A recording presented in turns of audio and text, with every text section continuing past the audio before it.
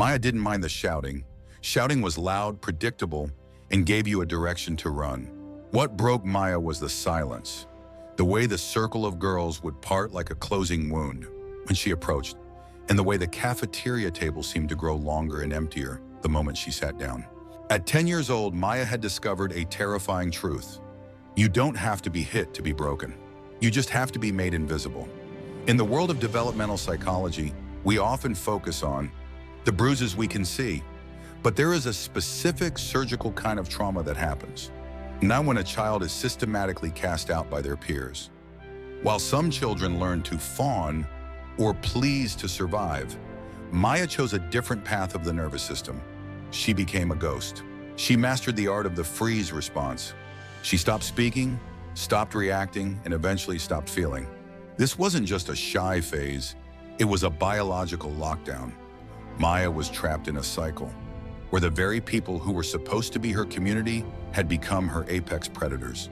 And when the brain of a child perceives the tribe as a threat, it doesn't just get sad, it fundamentally reorganizes its priorities.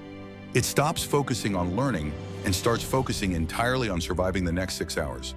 This wasn't just a shy phase, it was a biological lockdown. Maya was trapped in a cycle where the very people who were supposed to be her community had become her apex predators. Why does a mean comment on a playground resonate for 30 years? The answer lies in our evolutionary survival. To our ancestors, being expelled from the tribe was a death sentence. You couldn't hunt mammoths alone. You couldn't guard the fire alone.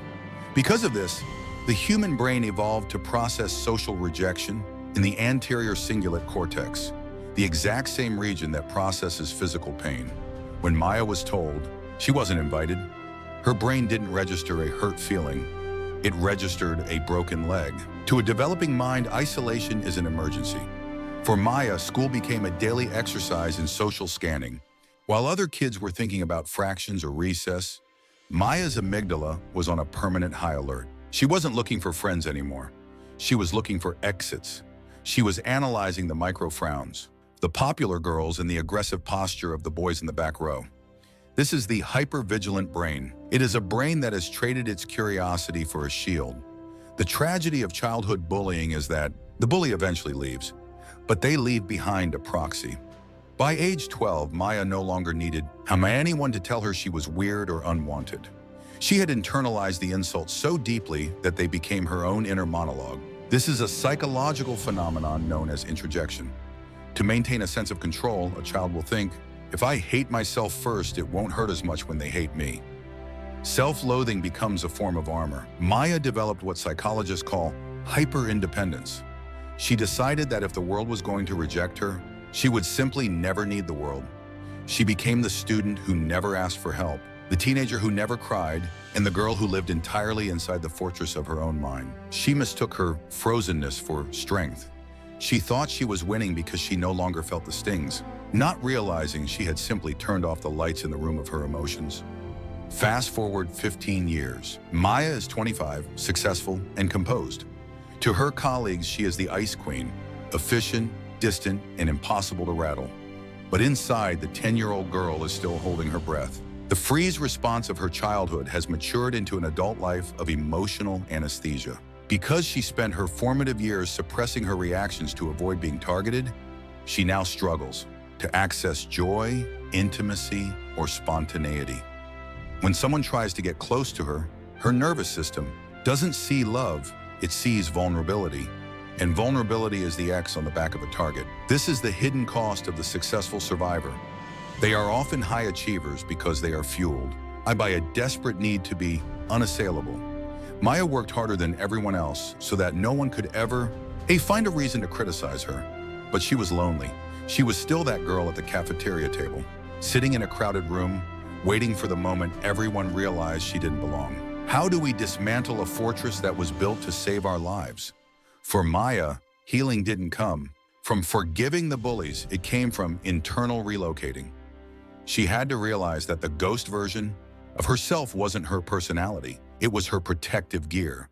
The breakthrough happens when the survivor realizes that the war is over, but their body is still in the trenches. This requires a process called somatic repatterning. Maya had to learn how to feel safe while being seen. She had to learn that her worth wasn't a result, her being invisible or perfect, but a baseline fact of her existence. She began to challenge the independence myth. She started small, asking a coworker for a coffee, admitting she didn't know the answer to a question, or letting a friend see her cry. Each act of vulnerability was a brick taken off the wall. She was teaching her nervous system that it was finally okay to thaw. Maya's story, like so many others, reminds us that the mind is remarkably plastic. We are not just the sum of the things that were stolen from us. If you were the child who was bullied, if you were the one who made yourself small or silent, or too perfect to be hurt, know this: your brain did exactly what it was supposed to do. It kept you alive. It built a shell to protect a pearl. But you are no longer in that hallway.